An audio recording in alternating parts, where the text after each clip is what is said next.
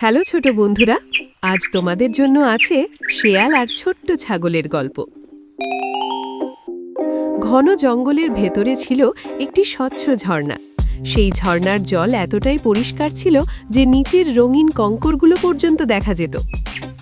এই ঝর্ণার ধারে প্রতিদিন ভোরবেলা বনের অনেক প্রাণী জল পান করতে আসত।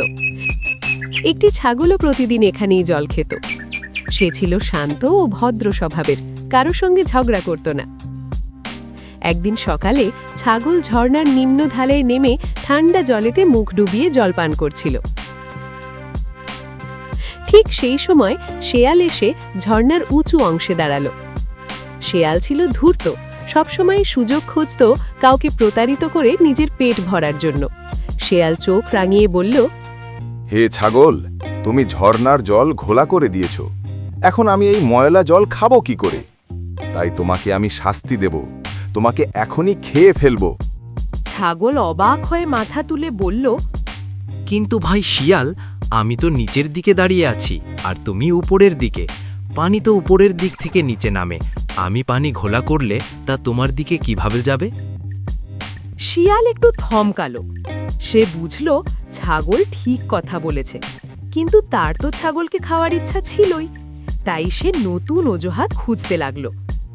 কিছুক্ষণ পরে গলা খাকারি দিয়ে সে বলল, তাহলে তুমি গত বছর আমার সম্পর্কে খারাপ কথা বলেছিলে, সেই দোষে তোমাকে আমি শাস্তি দেব। ছাগল বলল, গত বছর? কিন্তু ভাই শিয়াল, গত বছর আমি তো জন্মাইনি, আমি তো মাত্র 6 মাসের ছাগল। শিয়াল আরও বিরক্ত হল। সে বুঝল এই অজুহাতেও কাজ হবে না।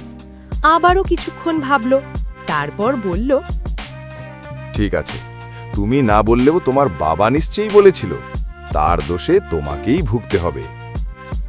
ছাগল শান্ত গলায় বলল, আমার বাবা তো তোমার সঙ্গে কখনো ঝগড়া করেননি। এই জঙ্গলে সবাই জানে তিনি কত শান্ত ছিলেন। তুমি চাইলে অন্য প্রাণীদের জিজ্ঞেস করতে পারো।